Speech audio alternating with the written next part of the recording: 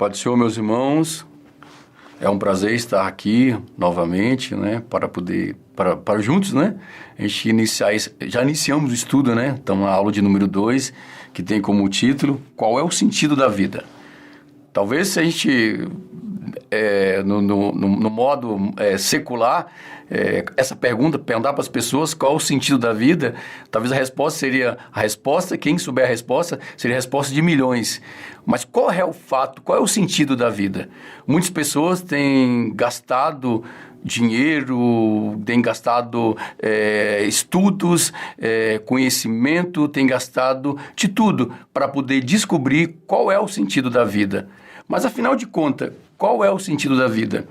Nós estamos aqui numa jornada no livro de Eclesiastes, e aí, no início, o autor, que é Salomão, que o pastor Daí já nos explicou na aula de número 1, ele resume, já dá um norte para nós do que ele vai se tratar esse livro, qual é o assunto. E aí vai dizer assim, ó, o versículo número 1, palavras do pregador, filho de Davi, rei em Jerusalém. Vaidade de vaidade, diz o pregador. Vaidade, vaidade, tudo é vaidade.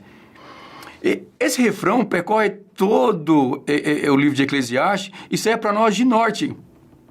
E aí nós temos uma palavra, vaidade de vaidade. Essa palavra vaidade, talvez se traduzir para nós, não é essa vaidade que nós somos acostumados. Como é que eu explico? Vaidade, exemplo, se eu me arrumar um pouquinho melhor e alguém vai me observar, vai dizer, o irmão Nilson está vaidoso, ele está se arrumando mais. Mas não é sobre essa vaidade que Salomão está falando. Ele está falando vaidade das vaidades. E aí tem uma palavra em hebraico que quer dizer Habel. O que quer dizer Habel? Quer dizer vento, neblina. Um exemplo para a gente poder entender. Num dia frio, você acorda, que você expira aquele ar e logo ele desaparece, é exatamente isso. Um outro exemplo, uma bolha de sabão. Salomão está dizendo que vaidade significa isso. É um nada, não tem consistência. Se a gente pega essa bolha de sabão, ela é bonita, né? As crianças brincando, canudinho, faz aquela bolha. Quando você estoura aquela bolha, o que tem? Nada. Isso que Salomão quer dizer para nós, que vaidade é justamente isso. E aí nós vamos continuar o nosso estudo. E aí tem mas afinal, essa é uma pergunta, nós começamos com a pergunta, qual é o sentido da vida? E aí Salomão, ele vai buscar essa resposta, e ele vai se empenhar para isso, e ele é sincero, ele vai buscar essa resposta. Mas afinal, qual é o sentido da vida?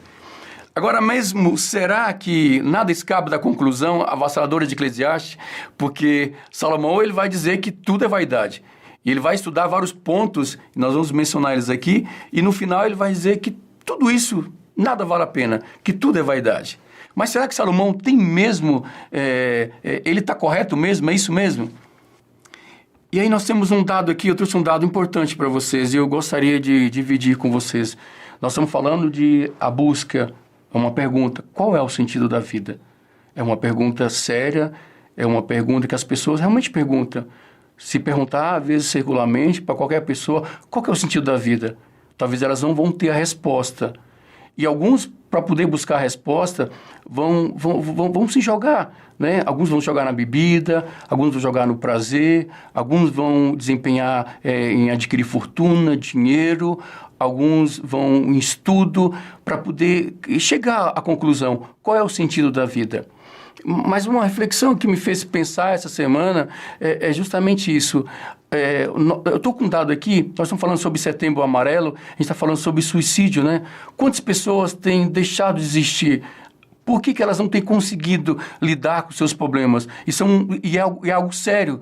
As pessoas têm se matado, tirado a própria vida, porque não estão conseguindo lidar com os seus problemas. E eles são sérios, por isso que elas não conseguem, e muitas elas acabam tirando a própria vida. Há uma morte a cada 40 segundos no mundo. Isso é algo terrível. Uma média de 44 mortes por dia. Isso aqui, nós estamos falando do Brasil agora, tá bom? E agora, 20 tentativas não consumadas de suicídio são estimadas para cada morte. Olha para você ver como isso é assustador. E aí tem a idade, a faixa etária dessas pessoas. É de 15 a 29 anos. É a faixa etária no qual o suicídio é a quarta causa mais frequente de morte após acidentes de trânsito, tuberculose e violência. Então é algo assustador e para nós, como cristãos, nós temos essa incumbência de trazer para essas pessoas que buscam qual é o sentido da vida, e a Bíblia nos traz a resposta. E o livro de Eclesiastes, ele dá essa resposta para nós. Alguns vão dizer que o livro de Eclesiastes ele é um pouco amargo, é um pouco difícil de interpretar.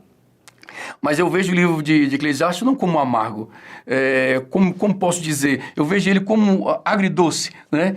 Eu não sei se você já comeu um prato, eu vou dar um exemplo, eu gosto bastante de costela suína, e quando você coloca um molho a barbecue em cima, ela dá um sabor. Então, Eclesiastes para nós, ele tem um tempero, um sabor diferente para nós. E é sobre esse tempero, esse sabor, esse alimento que nós vamos estudar aqui nessa noite.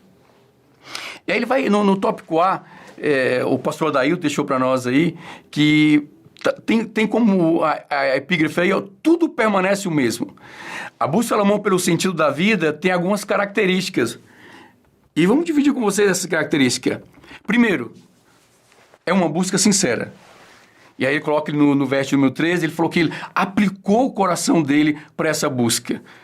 Ele denota a vida interior, o senso de capacidades mentais, emocionais, espirituais. Ele se entregou por completo para poder descobrir qual é o sentido da vida. E aí, continuamos. E aí, segundo, é uma busca profunda. Ao esquadrinhar, ao 13b, ele informa com sabedoria. Ele examinou a questão em todos os ângulos. Ele foi fundo na investigação. E aí, no terceiro, é uma busca abrangente. De tudo que acontece debaixo do céu ou debaixo do sol, ele vai fazer essa busca. E quarto, ele vai perceber que é uma busca enfadonha. É uma busca, na verdade, é um enfadonho trabalho que Deus impôs aos filhos dos homens para nele afligir. O que Salomão faz? Ele começa agora a observar a natureza. Ele vai observar o sol, a terra, o vento e a água, e ele vai ver que continua, faz as mesmas coisas. O sol nasce, o sol se põe, a terra não muda, as pessoas são transitórias.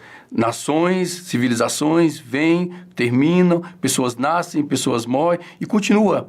O vento, ele começa de um lado, vai para o outro, a água da mesma forma. Ele vai dar outro exemplo do que a chuva enche os rios desaguam no oceano e o oceano permanece o mesmo. E assim tudo continua. E ele percebe que tudo isso não tem um sentido, que é um ciclo e não para. E o que ele vai observar? Que não tem nada de novo. O pregador observa que tudo é cansativo. E por isso o ser humano anseia por novidades que o distraiam e o libertem. E isso é um exemplo que a gente vive hoje, ele é bem contemporâneo.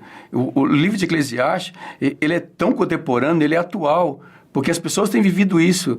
Tem essa canseira, as pessoas cansam rápido das coisas, cada hora estão mudando, você começa a assistir uma coisa, uma série, você já cansou, você já quer outra. E o que é a indústria de Hollywood? Quem produz filmes, seriado, quem produz coisas para mídia? Eles são atentos a isso, sabe que o ser humano, ele cansa rápido, eles precisam entreter eles e criar cada vez coisas novas. Por isso, cada hora está lançando um filme novo, uma série nova, e as pessoas continuam. Porque se manter a mesma coisa, as pessoas cansam. E é isso que Salomão vai concluir, que é uma canseira só, que não há novidade.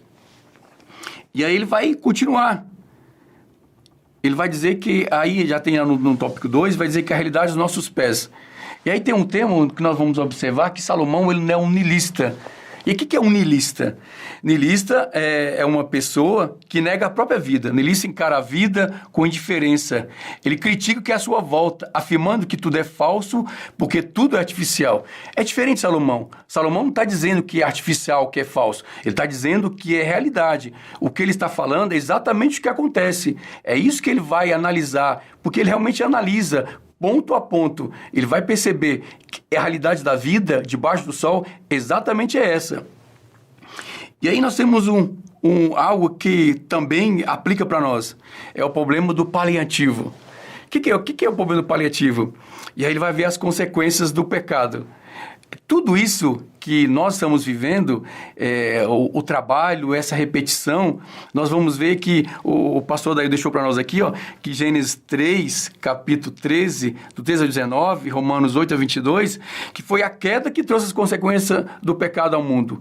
E por causa da consequência, olha o que diz o verso número 13, Eclesiastes 1:13. Ele vai dizer assim, ó, apliquei meu coração a esquadrinhar e a informar-me com sabedoria de tudo quando sucede debaixo do sol. E aí ele vai dizer o verso de número B, ele vai dizer assim, ó, esta enfadonha ocupação deu Deus ao filho dos homens para nela o exercitar. Então ele está dizendo para nós que isso aqui é um decreto de Deus. O que nós estamos vivendo, o que a humanidade está vivendo, é um decreto de Deus devido à queda do homem lá no Éden. E as pessoas podem viver de maneira secular, elas podem viver sua vida de qualquer forma.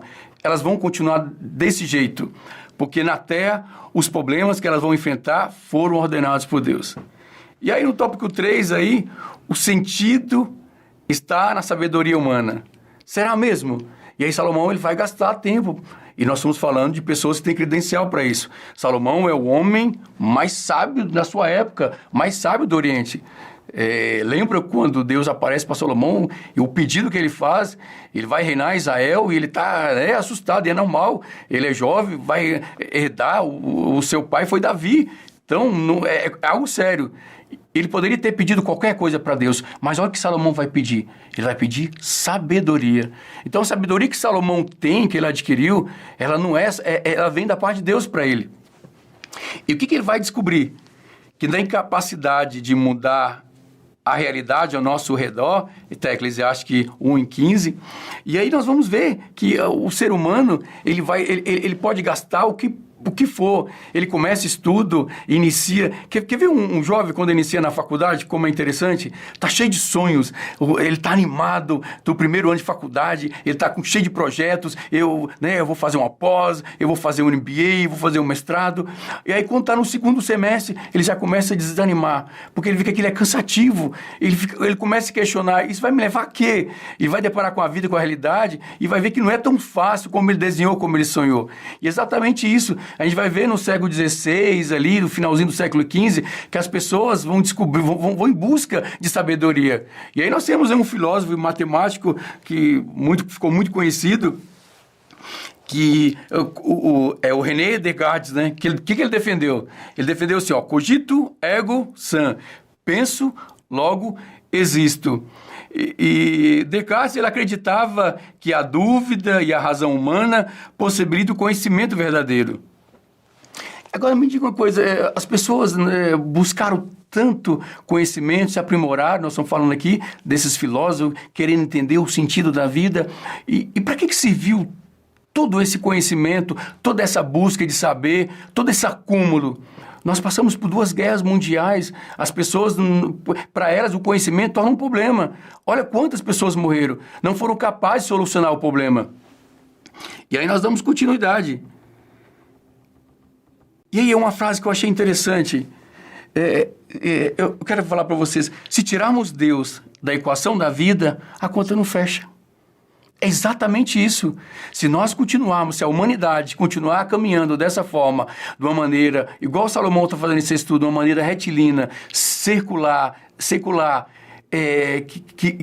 que não inclui Deus, realmente não tem sentido nenhum. Realmente Salomão está correto, tudo é enfadonho, tudo é cansativo, tudo é repetitivo, nada tem sentido. Mas se nós colocarmos Deus, tudo faz sentido. A nossa vida é totalmente diferente. Nós vamos ver que Deus ele interfere, né, na natureza. Nós acabamos de dizer agora, Deus ele é soberano. Nós que somos lavados, remidos, nós que fomos resgatados, nossa vida é diferente. E aí, o que ele faz no ponto B? Na potência de aumentar o sofrimento e desgosto. Aí tem uma frase do Michael Wheaton, que ele diz assim, ó, quando o homem exclui Deus para todos os propósitos práticos, ele enfrenta problemas que julga ser insolúveis. A história se torna repetitiva e sem esperança. Olha que frase forte que o Michael Wheaton vai dizer. É exatamente isso. Sem Deus não tem sentido absolutamente nenhum. E aí continua. Nosso conhecimento nos aproxima ainda mais da nossa ignorância. Olha o que acontece. Chegamos à conclusão seguinte, que mais conhecimento, quanto mais adquirimos conhecimento, nós vamos tornar pessoas mais ignorantes. Chegamos à nossa ignorância. Avançamos conhecimento, mas com esses avanços de conhecimento, nós criamos problemas para nós mesmos. Acabei de citar agora as 2 guerras mundiais. Olha que desastre que foi, quantas pessoas morreram. Mas não eram pessoas que buscaram conhecimento, que tinham o saber, que foram desenvolvidos. A indústria bélica nunca tinha desenvolvido tanto armas, criou armas nucleares. Para quê? As pessoas se matando. Criou um problema. O conhecimento chegou a um problema, levou ao problema. E aí, por fim, queremos concluir com vocês. O que nós chegamos? Salomão, após fazer a sua busca em todos os pontos, ele vai buscar a busca nos prazeres, ele vai buscar a busca o sentido da vida na bebida, ele vai buscar no conhecimento, na riqueza, e ele não vai achar sentido nenhum. Mas no finalzinho ele vai encontrar, ele vai entender que a vida só tem sentido se nós olharmos não abaixo do sol, mas acima do sol. Aí faz toda a diferença. O Deus Criador faz toda a diferença. A vida sem Deus, ela não faz sentido. As pessoas estão buscando sentido, acabei de dizer agora, em várias coisas. Bebida, dinheiro, fama. Sem Deus, o homem não encontra o sentido para a vida, porque tudo é vaidade. Nós que fomos resgatados pelo sacrifício de Jesus, Cristo, nós olhamos a vida diferente. Nós olhamos a vida, nós olhamos para o Criador. Nós estamos aqui para a glória de Deus, vivemos para a glória de Deus, e a vida para nós não é enfadonha. Porque você acorda de manhã, para que nós que vamos trabalhar, tem gente que acorda muito cedo, às vezes acorda 5 da manhã, 4 da manhã, 3 da manhã, e às vezes quando você começa a iniciar o dia, o sol está se pondo. Salomão, ele fez essa experiência, ele vai ver que o sol nasce, põe, para ele isso aí é rotina, é ciclo, mas para nós é diferente. Quando a gente vê o sol se pondo, nós entendemos que é a glória de Deus, é o resplandecer de Deus, e nós podemos agradecer a Deus e ver que a misericórdia dele, ele renova a cada dia. A cada sol que nasce, para nós é uma esperança, o nosso coração se enche, porque nós temos o nosso Deus. E aí nós continuamos, que o nosso Deus, nós podemos olhar para Ele, não olhar de uma maneira retilínea, mas olhar para cima, olhar para o alto, olhar para o nosso autor e consumador da nossa fé, que é o nosso Jesus.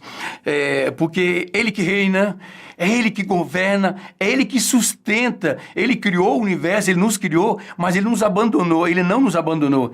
Ele mantém toda essa estrutura, Ele que cuida, Ele que sustenta, e tudo permanece para a glória dEle.